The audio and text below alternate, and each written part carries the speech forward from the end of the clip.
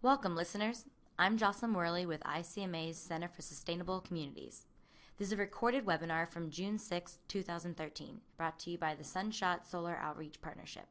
Unfortunately, we had some technical difficulties and the first speaker was not recorded from the start of his introduction, so thank you for your patience. This webinar highlights two solar experts and their tools that helps communities, local government agencies, regional organizations, businesses, and electric utilities navigate the rapidly evolving solar energy market.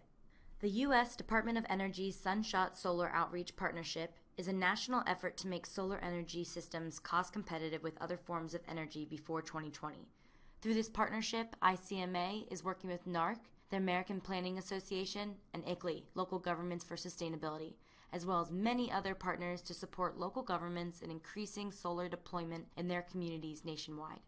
As part of this partnership, there are several important and useful resources that communities and local governments can take advantage of to assist solar development initiatives, including the DOE's Solar Powering Your Community Guidebook and NARC's Handbook profiling regional solar planning efforts. All of these resources and more are available on the SunShot Solar Outreach Partnership website at www.solaroutreach.org. In this webinar, we had the privilege to be joined by Ben Foster, Senior Vice President of Optimi Inc., and Paul Johnson, Clean Energy Expert and Advisor to the San Joaquin Valley Clean Energy Organization. Ben Foster, Senior Vice President for Optimi Inc., a leading international provider for solar project management services for commercial, government, and financial sectors. As an industrial leader, Ben has been recognized for his efforts to develop and deploy best practices in renewable energy across the United States and in China. He has published industry white papers, training materials, and best practice guides. Ben has a bachelor's degree in finance and accounting from the University of Colorado Boulder and an MBA in international business from Old Dominion University. He also has earned designations of Certified Management Accountant, CMA, and Certified Financial Manager, CFM. The other speaker, Paul Johnson, has served in various management positions in the Western Regional Office of the Department of Energy in Seattle, including appointments as Division Director, Acting Deputy Director, and Acting Director of the office during a 30-year federal career. He now provides consulting services to public and private sector organizations to develop successful clean energy programs. He also serves as an advisor to the San Joaquin Valley Clean Energy Organization, a regional nonprofit organization, and to the San Joaquin Valley Regional Policy Council under the Southwest Solar Transformation Initiative. The SunShot Solar Outreach Partnership would like to again thank Ben and Paul for participating in this webinar and sharing their solar expertise. Listeners, please note that this webinar will now begin mid-conversation. We apologize for this inconvenience. In fact, we have 15 regional partners so far to date that have helped to support their regional communities. At this point, we've completed phase 1 in the southwestern part of the U.S. and are expanding nationwide. On the next slide, you can see a map that shows across the 4 states where there's the most activity to date. The individual icons that you see in orange or red represent those jurisdictions that have a roadmap and are participating in the Southwest Solar Transformation Initiative. And this is essentially an initiative to help reduce the total installed cost of systems. And you can see the different focus areas that we are working on. Some of these I'm sure you've heard from other webinars or from DOE publications, but looking at things like local permitting processes, utility interconnection, planning and zoning regulations. One of the key things that we think are very important is actually helping to drive market growth. Because at the end of the day, if the permit process is very easy to go through and low cost and very streamlined, but there's no solar project activity, then we still haven't reached the ultimate goals. And so those last two of education and outreach and innovative deployment programs, we're helping to share that information as well and actually give the tools and techniques to the different municipal sponsors and participants to help actually implement programs that will help move the needle in terms of deployed clean energy. As you can see at the bottom, there's a summary. As I mentioned, we're working in 4 states across 40 municipalities and 15 utility partners, as well as 15 regional groups. Now, the key here to the solar roadmap, and we'll get more into this in a few minutes, is that it provides both the yardstick to measure your progress towards your goals, as well as the tools that you need to take action to achieve them. And all that with the support provided from an expert team that's managing this platform and the resources when it's needed, so only as it's needed. On the next slide is a quick overview of Optin8 for those of you who don't know our company and what we do. At this point, so far, we have worked with over 200 different jurisdictions around the USA and also a few dozen in the China domestic market. We provide independent services across the whole life cycle of solar projects, from initial conception and program management all the way through to inspection of systems that are in operation. We're independent. We don't represent or have any financial interest with the technology providers or installers or finance providers or others.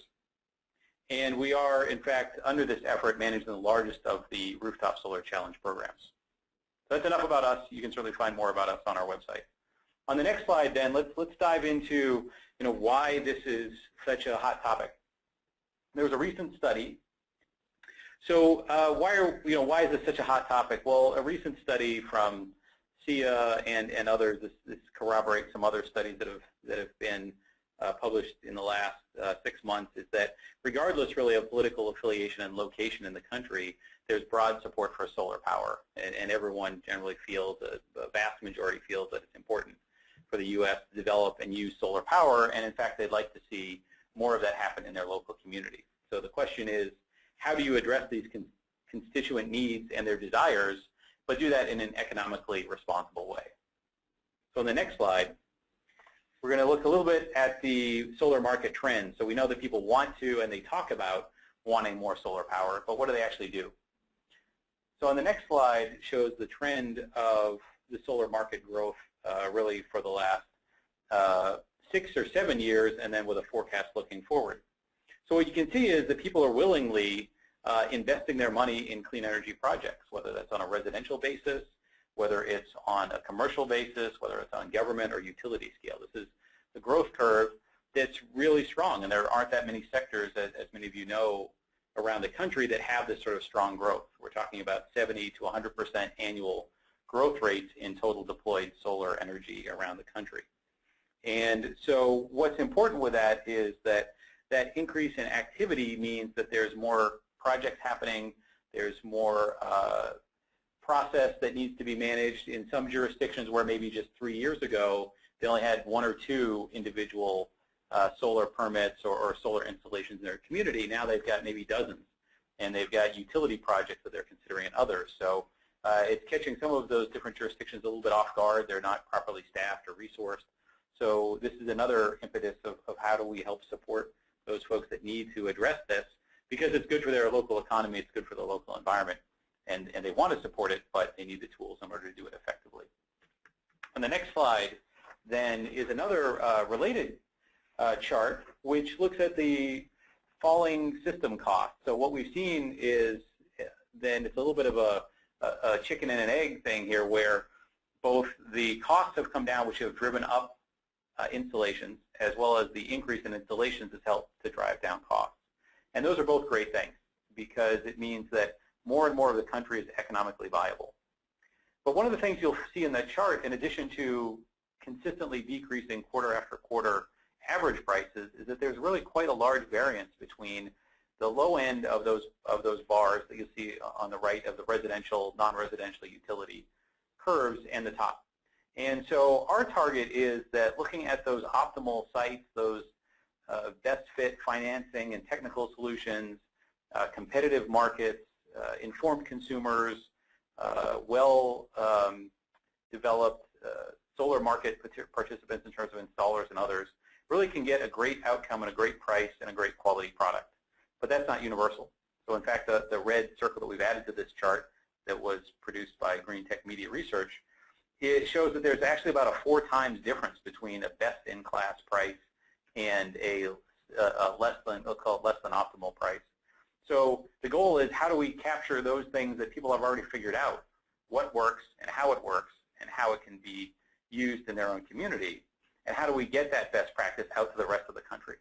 And certainly the Solar Outreach Partnership with NARC and the folks that are part of that are doing a great job at helping to share the information and getting the word out like they're doing today in this webinar, and we appreciate that. And then there's a much deeper dive on a tactical level that allows the different jurisdictions to understand what's exactly happening in other areas and how can we replicate that quickly instead of having to go through our own learning curve, because that's not efficient for anyone. So that's really our focus, is how do we unlock that potential that exists.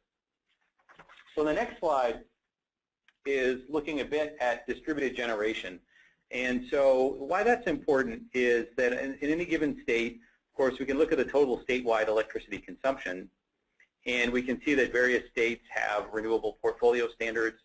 In the case of California, it's 33% by 2020, and that can be served by a number of different ways.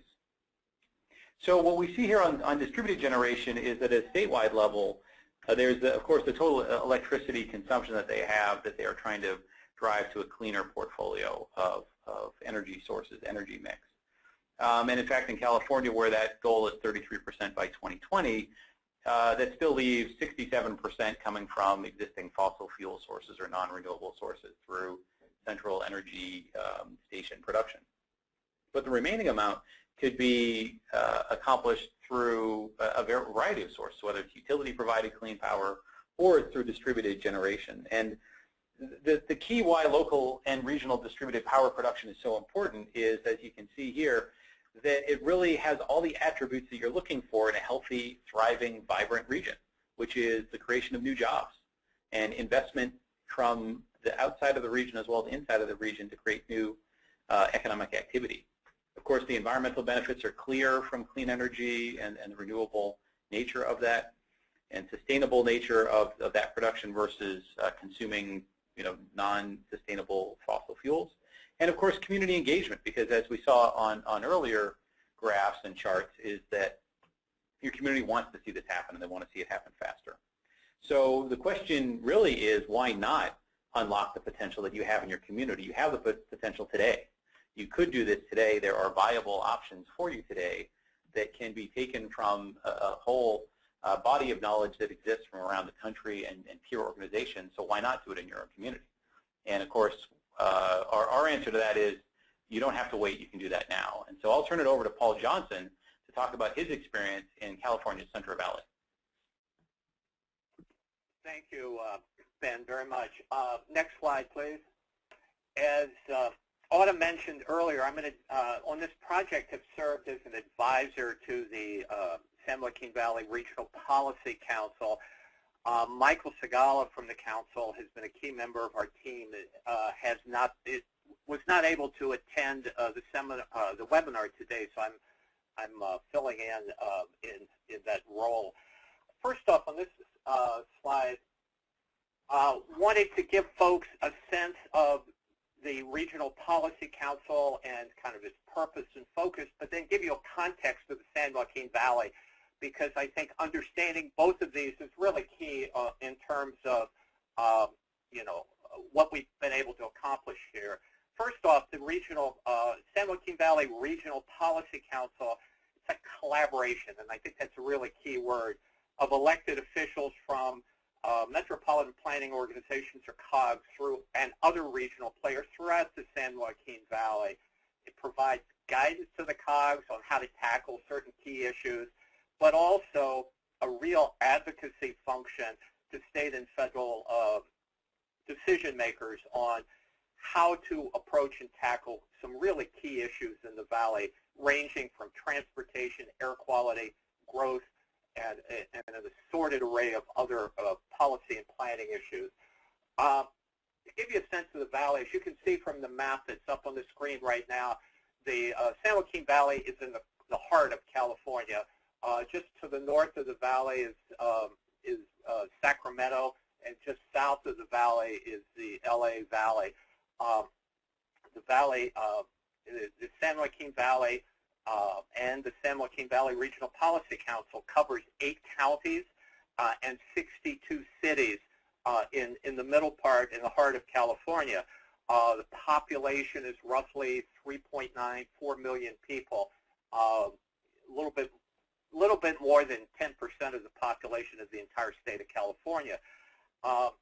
The region is facing a number of interrelated environmental and economic challenges. Actually, sorry, we're having a little bit of technical difficulty on our end. No, that's okay. Let me just continue talking. Economy has been you line things up. in terms of the economic conditions in the valley. The unemployment rates in the counties of the valley right now were ranging from 13 to 17% in the valley counties. Some of the cities are experiencing unemployment rates of over 40%. So the economy is tough. It's getting better there, but it's tough. But kind of to tackle these conditions, these challenges, the valley is really blessed with a lot of resources and a lot of assets.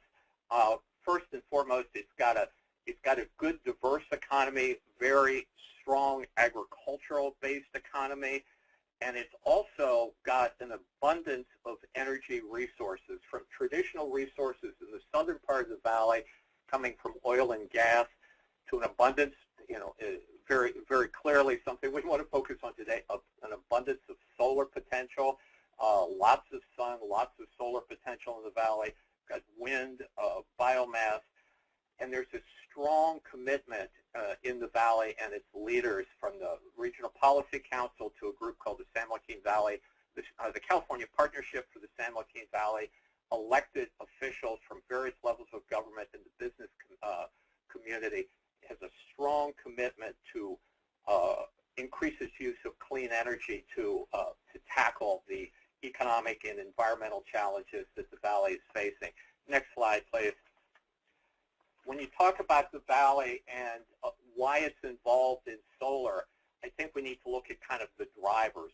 What's important to the valley and why is it involved in this sort of effort.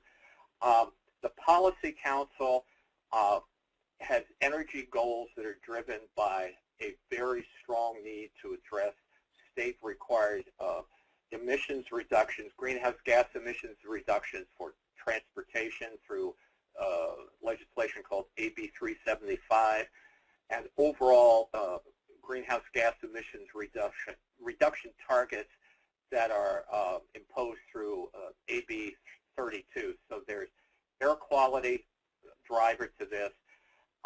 The Policy Council is interested in supporting, as the Valley moves forward on this, the right type of energy infrastructure in the region to aggressively pursue these aggressive goals. One of the things that I wanted to highlight here that's kind of a framework for the Regional Policy Council's interest in the Valley is they've developed a blueprint that looks at establishes a vision of all the key stakeholders for what growth and transportation should look like in the Valley over the next 50 years. And on a number of fronts, through what they call Smart Valley Places and some other planning activities, they're doing specific projects to carry out that vision. And the final thing I'd like to acknowledge on this slide is the Valley, the Policy Council, we've been involved with NARC and looking at kind of how to grow the energy economy in the Valley, and looking at what sort of investments the Valley should make in the energy arena that would best grow the economy in the Valley. So I'd like to acknowledge Fred Busselman and the folks at NARC for the leadership that they've provided and the expertise they've provided to help Valley planners kind of grow the right type of energy economy in the region. Next slide, please.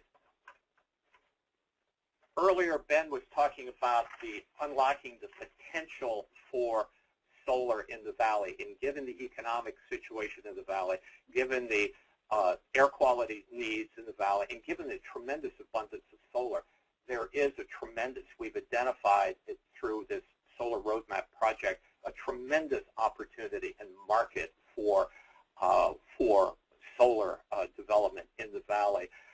This slide just is a snapshot of the 14 jurisdictions in the Valley that are participating in the solar roadmap project, what that potential would look like on residential rooftops in those participating jurisdictions.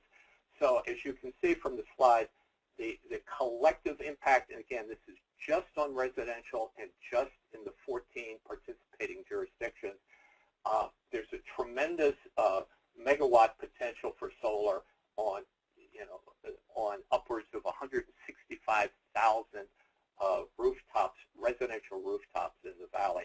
This does not, very specifically, this does not address opportunities in the commercial, governmental, or utility sectors. Just wanted to provide this as an example of what we've captured and what we've identified in one sector with our 14 jurisdictions in the valley. Next screen, please. And finally, the last slide I wanted to cover was, what's been the benefits to the valley and to the policy council for being involved in this solar rooftop or solar roadmap project. And there's a number of them. And clearly it provides great support for the existing efforts going on in the valley. It's brought a lot of technical assistance and resources into the valley. One of the things we've been able to do is identify best practices and what's happened in other locations and bring that information into the valley, who are very stretched and stressed dealing with a number of budget issues, and they have really welcomed those additional resources and assistance coming into the valley. One of the things that has been hugely helpful is we've been able to contribute to future growth and development in the region by identifying very specific, tailored actions that jurisdictions can take to make their communities more solar friendly, creating the jobs that are needed, and also reducing greenhouse gas emissions. And I guess the fourth bullet here really is the big economic benefit. We've identified a tremendous untapped economic potential for increased solar rooftop development in the region. And that is, I think, a very integral and very key resource for the valley as it further develops its regional economy. And given the fact that the valley has such a strong economic base in the ag sector, this has demonstrated to us how we can unleash the solar potential while minimizing use of prime ag lands for this development. And finally, it's really this program has really given visibility to the valley and how small jurisdictions and large jurisdictions have really, stepped forward in solar. And just one final thing, we've got 14 cities in the valley that have been part of this effort, and the sizes range from cities of 2,000 up to 500,000. So there's been, a tremendous array of size of jurisdictions who have been very actively involved in this. So at this point, I'll turn it back to Ben. Thanks, Paul. I really appreciate that, and we're very pleased to have you share your successes from the San Joaquin Valley, because I think it's illustrative of other opportunities around the country. As most of you know, the Solar America cities and some of the larger cities have had a lot of programs focused on that particular city, which is certainly high impact, but there's the rest of the country as well outside of those top 20 or 30 cities that have huge opportunities, and we want to help support them. One of the things I also wanted to call out, that one of our key partners, we like to use partner organizations in different regions, and one of our key partners for implementation in the San Joaquin Valley was an nonprofit organization called Strategic Energy Innovations based out of Marin County, and they were great partners in this, so appreciate their efforts in helping to make this a success as well. So if we go to the next slide, let's take a deeper dive into what exactly is in this platform. So hopefully those of you on the call haven't been multitasking and checking things out ahead of time, but if that's okay too. And maybe I could just ask you to hold on for another half an hour before you do this, but we're going to walk you through what you're going to find if you were to go to the website. This is publicly available, a free resource. You can get to it at thesolarroadmap.com as you see there from the URL, and it's currently in use by over 70 organizations. And there's a lot of different ways to get to the resources that are in here, so we're going to walk you through a few of the different highlights, so to speak, but certainly you're welcome to explore. On the next slide, then, is one of the tabs you'll find, or one of the resource sections you'll find, is a comprehensive database of materials and resources and tools and downloadable case studies from over 100 different author organizations. And these are all cataloged and organized by specific topic areas and searchable by content focus area. Now, this is actually one of our most highly rated features as we ask the folks that are participating. They love the fact that they don't have to go figure it out or search literally hundreds of different websites to figure out what could be relevant, what's the latest state of the art, how is this relevant to what my needs are, to my goals. And so this is all publicly searchable, and we can continue to, make this available and make updates to it in ways that are useful to the public sector, to utilities, to the commercial sector, to residents, and anyone else that wants to get into the platform. So this is really exciting, and we were able to have a discussion and a webinar actually with the EPA about 2 months ago, and they were excited enough to say that this is something that they had wanted to do, but they realized that this is better and faster than what they were expecting, and that they're now just pointing to this website instead of having to create it on their own. So that's a great endorsement for what we're doing, and that's in the public record, so I'm not speaking on their behalf. On the next slide then is a few examples. It's very comprehensive, but this is just to show sort of the dynamic nature of it, is that whether it's community shared solar or aggregated purchasing or some of the latest developments in utility programs or PACE financing, that one of the exciting things is with this platform that as soon as something new comes out, we basically curate it, we review it, we summarize it. We might carve it up into a few different pieces that are relevant, for instance, a downloadable template or tool that someone could use versus an authoritative best practice guide, and then that gets appended into the database for open searching, but also for anyone that's participating in a roadmap, they have immediate access to it within the relevant content areas so that they don't have to go searching for it if it pertains to a particular new financing mechanism, or some example of a case study of someone that has replicated a model and has their own lessons learned. So these are things that we can provide within weeks or even days of the latest publications as they come out. And that's really the folks that we work with find it very beneficial, so they don't have to figure that out on their own. On the next slide this is an external page that is created for each of the participating agencies and or regions. And this is so that for different individual stakeholder groups, they can find resources that are relevant for them. So on a very local level, there can be maybe a credit union that has some financing program, or a bank maybe, or there may be on-bill financing on a municipal utility or something, so they can immediately get to those resources at the top that are very local. And then what we call general solar resources are still broken down by residents and businesses, or the installers in industry, or local government, for just really the best hits, the best of their more guides and tools that are more commonly used, but segregated that way so that you know who you are and what you might be interested in, so they can inform their decision, they can evaluate the potential, find out about financing options, and of course on a local level they generally don't have a big IT budget, they don't have a website that is very sophisticated maybe or easy to change, so many of the folks are finding it very easy to be able to just point to this, which is their own local page, and then we will keep that maintained because it's a very easy and efficient way for us to do that on their behalf. So they can provide that as a general resource to their external stakeholders within their community.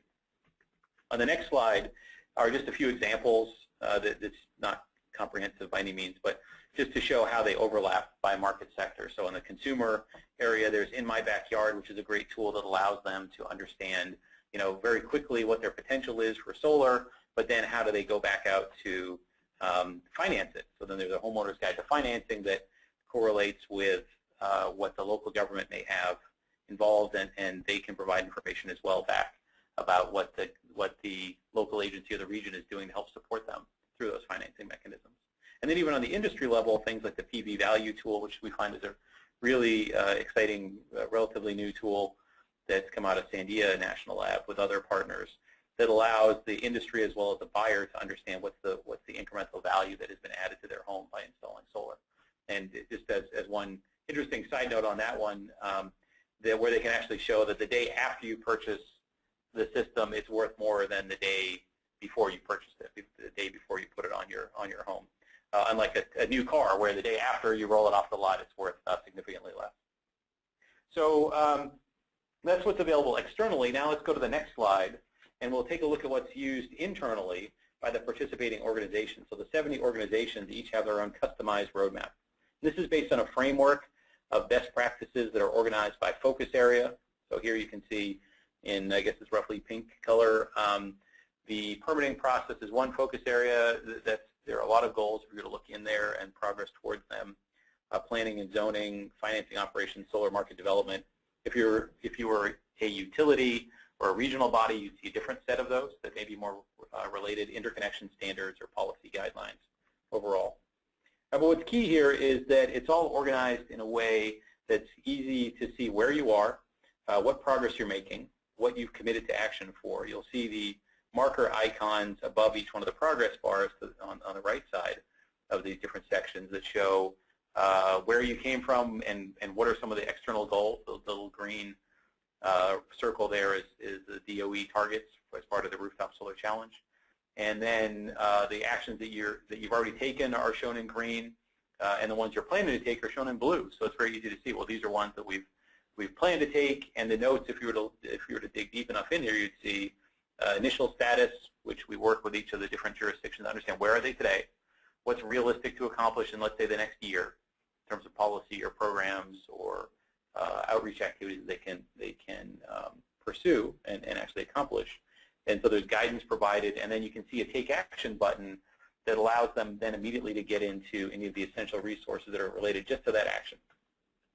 And if we click on the next slide, we can dive a bit deeper into what that looks like when they do that, which is to say this particular example happens to be for solar planning guidelines. And so here you can see a number of what we call essential resources. It's really the top 8 that have been associated to any particular topic area. And so then immediately there's the synopsis of these different the different resources with the source where they came from and a link back to its original source. And then from there you could download, in this case, an example is a draft solar general plan policies for an agency that's updating their general plan and wants to include some solar specific language in there. So you can see, and this is a real example, it's in draft form, so it's live and in effect right now going through that approval process at a peer organization. So you can see what they're doing, how they're doing it. You could even contact them and ask them, what are their struggles and what are their challenges there. So that's all immediately available within those customized roadmaps. So on the next slide then is how do you find your peers? So you've got this great tool, you're looking at what's happening, you've got the resources so you can search for anything that you need to out there, you can track your progress, you can phone a friend, you can call to the team here that's involved in this, and you can understand not only what's going on, but what are you supposed to do to reach certain milestones that you want to make your community a solar-friendly or a solar-ready community. So one way, as we saw on an earlier slide, is there's a national map that would allow you to search geographically. So you could say, well, I know this jurisdiction over here, the city of Durango is doing something, and so let me click on there and see what they're doing. Or maybe across the country, we want to see what's happening in Washington, D.C. or San Francisco. But another really neat tool that is part of the platform that is available now is a leaderboard. And so this is very helpful because you can sort and search by a lot of different attributes. So you can see who's making the most progress. You could search by the state that they're located in. So you can find everyone in Colorado or Arizona or Utah or Massachusetts. You can look by population. You can sort by population to see where is someone that's similar by the type. Is it a county or a city? Or you can look for different milestones. Some of those that have reached EPA Green Power Community status, or a former Solar America city, or a solar-friendly community, or have reached some other designation. So that's exciting because then you can go in and you can find those and then click straight through and see what's on their roadmap. So it's a great peer networking and learning tool. And of course, the competition aspect of it seems to help as well. This is available nationally, so some folks want to get recognized nationally, and that's a real incentive for them. Others know that by participating here, they can see how they're doing relative to their peers, and not everyone has the same circumstances, so it's not any sort of judgment about whether folks are going faster than another. They all have to go at their own speed. But if you take, for example, the third one down, Esmeralda County in Nevada, that's a county of 783 people. That's not 783,000, that's 783 individuals. But they're on the roadmap. They're doing great things. They've got a sustainability commitment. They've been one of our most active participants from the state of Nevada, and are really doing exciting things, because for them it's not necessarily about hundreds or thousands of residential installations. It's about larger scale utility, and how can they take advantage of their natural solar resources, but in maybe a different way than a different area. But there are other parts of the country where that's a good peer for them, and they might be able to learn what they're doing and how. So on the next slide, the key here that we found, our experience, is that regional approaches work best if you want to make significant and sustained progress in your solar market transformation and growth goals and economic development goals. That regional approach is really strong, which is another reason why we like to partner with NARC and other regional agencies or entities, because it gets things done, and it gets things done in a coordinated, very well organized way, because regions persist. They've existed for a long time. They're going to exist for a long time. They have a consistent vision. Things continue to evolve to make that region and that community stronger and better. So what we've seen then are some of the approaches that really work is, of course, providing resources to the installers and consumers. So these are a few lessons learned, is that it's not enough to just support the regional agencies themselves and the staff and the elected officials, but making sure that the installers and the communities can see what's happening. You can drive engagement with them through providing educational resources, helping them on the buy side, the consumer side, be more informed and educated, as well as helping your solar market installers, financiers, others get better at what they do, and tapping into some of the national resources that maybe they don't have the network to do yet.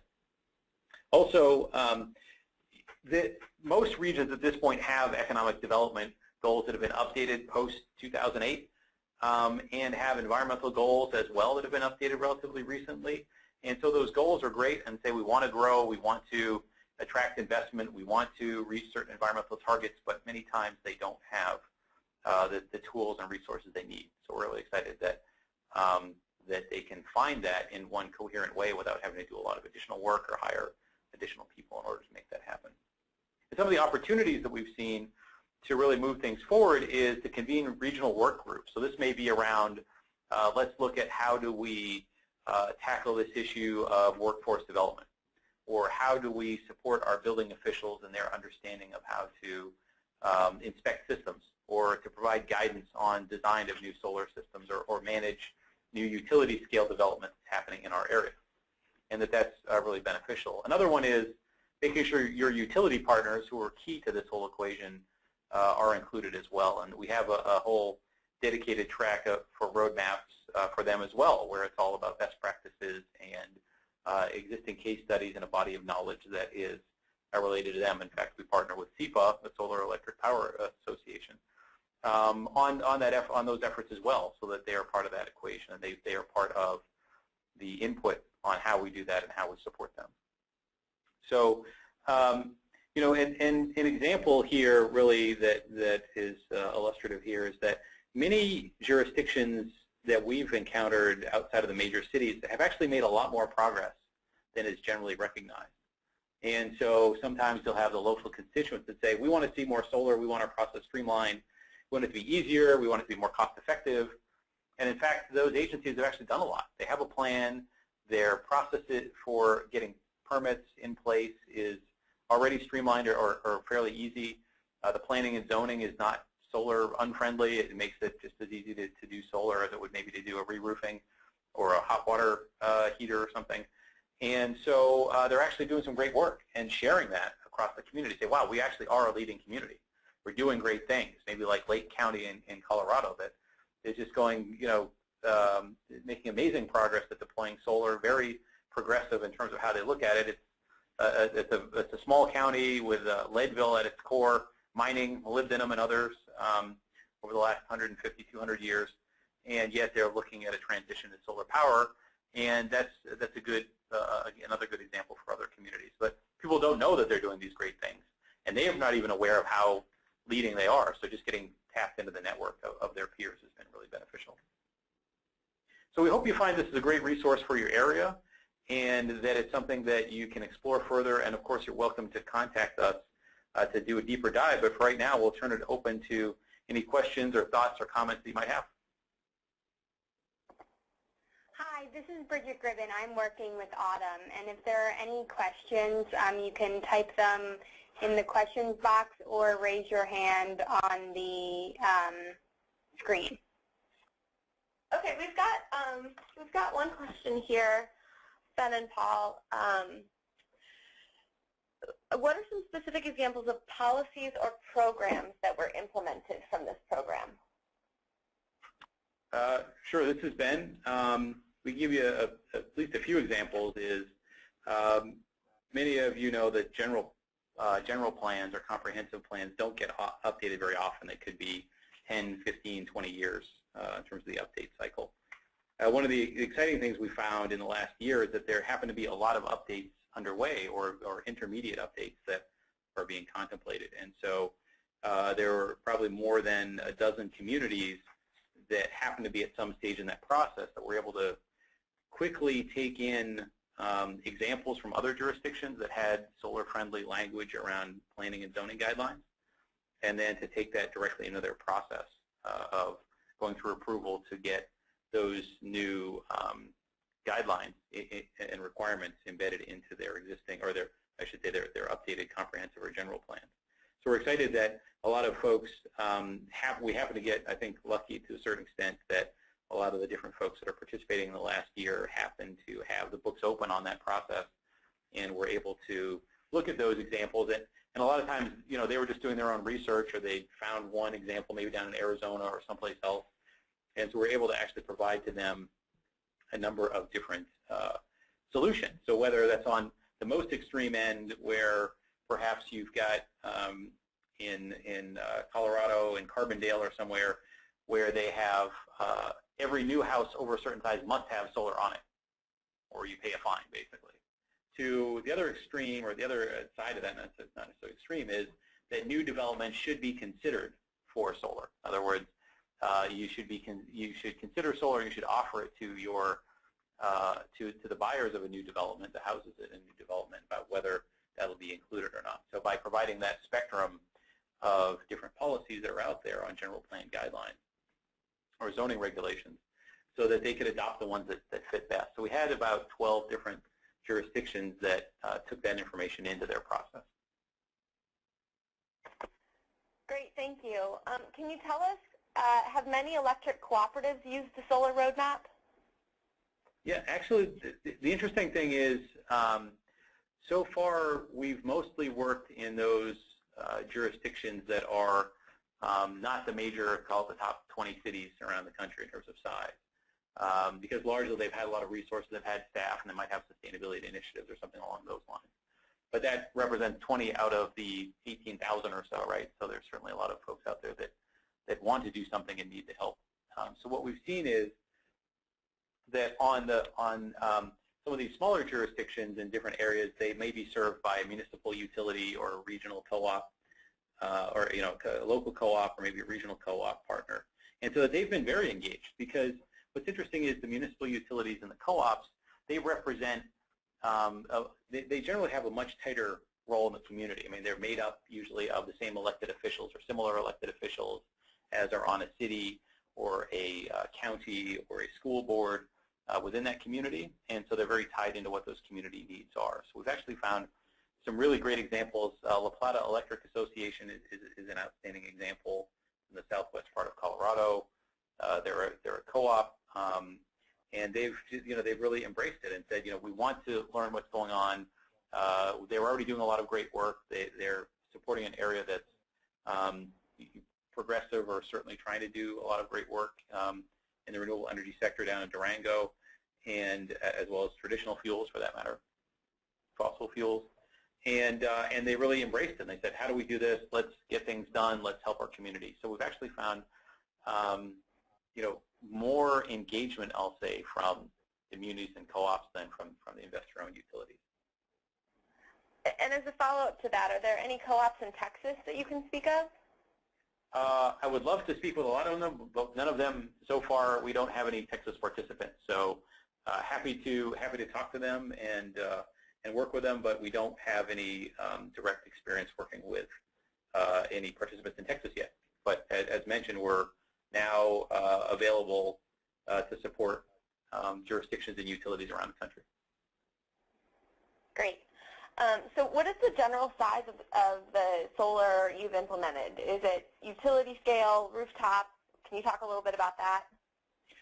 Sure. The interesting thing is that we've segmented it in different ways. Now, the original, what's important to remember is the original program was designed and implemented under the Rooftop Solar Challenge, and its focus was primarily on residential and small commercial rooftops. So how do we get more on the rooftop? But our experience outside of this project, we've worked with about 200 different agencies or municipalities around the country, is that there are a lot of other options outside of that. There's large commercial, there's industrial, there's utility scale, there's municipal scale projects, municipal facilities. So the example that Paul had shared with the analysis in the Central Valley was to look at the residential sector to see what's potential there, but also looking at other sectors, so whether it's the commercial area or agricultural and some of the more rural applications, all the way up to municipal and utility scale. So far we've provided resources, we've convened working groups around each of those different topic areas around the Southwest in a locality. So there's working groups around how can we redevelop brownfield sites for more utility scale projects. And in Colorado is a good example because they've got a lot of brownfield sites because of all the mining. In fact, there's a big project underway out there looking at utilizing the cap on top of all uranium tailings storage facility.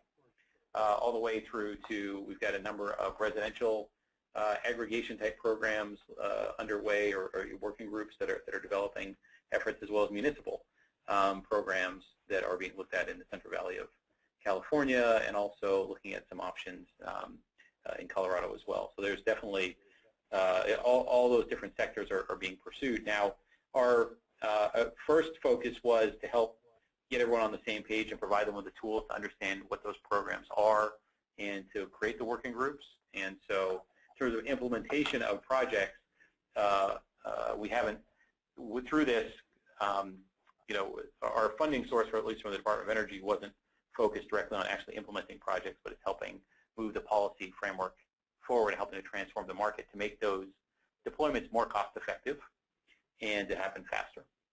But at this point, we've got quite a number of those projects in the pipeline for this year or next year to actually be developed. Great. So from those the projects that you have implemented, can you talk about some lessons learned? Sure.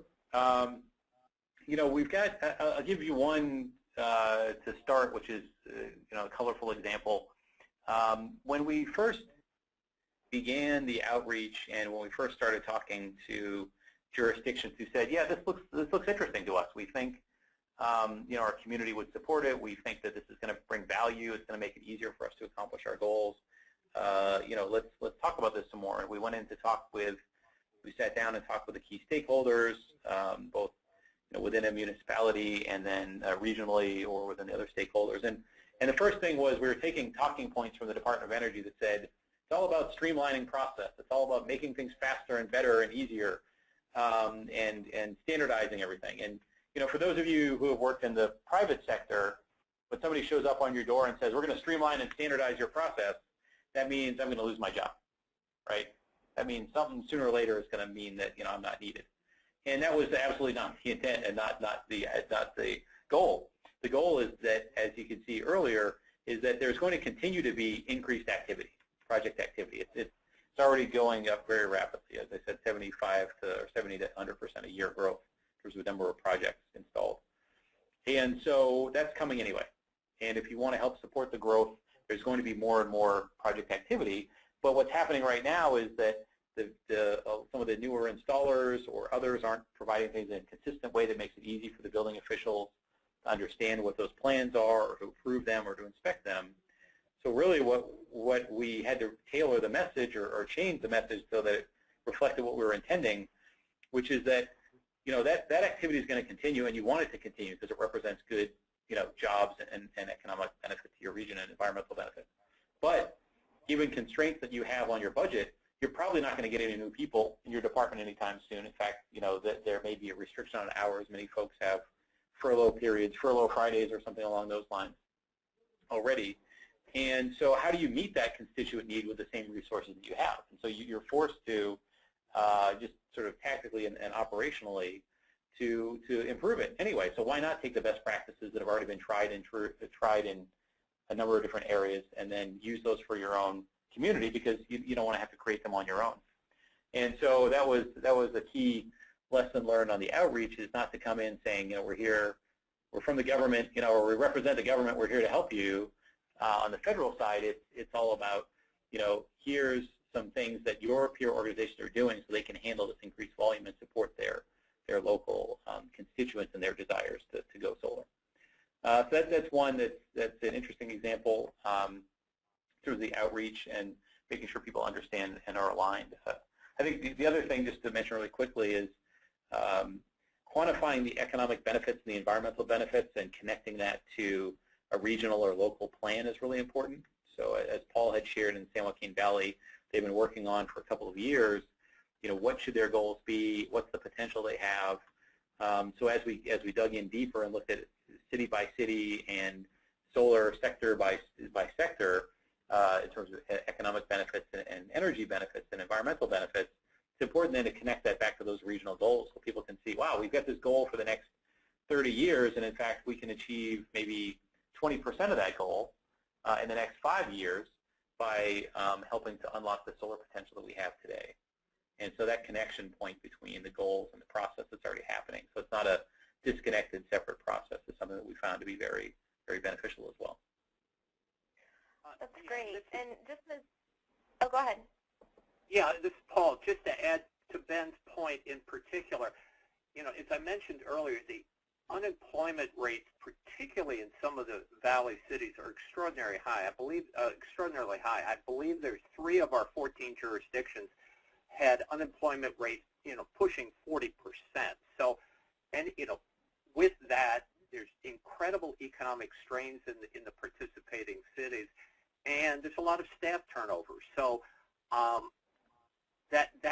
the lesson learned is realizing that the customers, the cities, the clients we're working with are undergoing a lot of financial hardships, making the roadmap as simple and clean as possible, simplifying the process and realizing that, the economic pressure that our jurisdictions were under was just a tremendous driver in the work we were doing in the Valley. Thank you, Paul. I think that's a really important point. And there's one final question here. How can our organization sponsor the solar roadmap for our region? Well, that's a great question. If you were to go to the solarroadmap.com and go to the My Roadmap page, there's a form that you can fill out that depending on how much time you want to spend on it, you can either just fill out the form and let us know that you'd like to talk about it some more, or there's actually a survey that's based on the Department of Energy market assessment that you could fill out, or you may have already have some of that information and then provide that. And then really the process is to get connected to some of the folks that are on the Solar Roadmap team so they can assess what your current situation is in terms of goals, in terms of objectives, in terms of the different processes that are happening, some of the needs you've got in your area, and then really get things rolling. So I think for any of you who either have some particular clean energy or economic growth goals or are looking to develop them, we're just a couple of clicks away. So and then with that we can provide you with all the resources and materials that you need to help do the outreach and convene a working group in your area to get the ball rolling. Well, thank you so much, Ben and Paul. And for our participants, these slides will be available online as well, and we'll follow up with an email. Again, really appreciate your time today, and thank you, everyone, for your patience as we worked through a couple of technical difficulties. I'm glad we were able to get them worked out. So with that, I will conclude, and again, just thank you to everyone for participating today.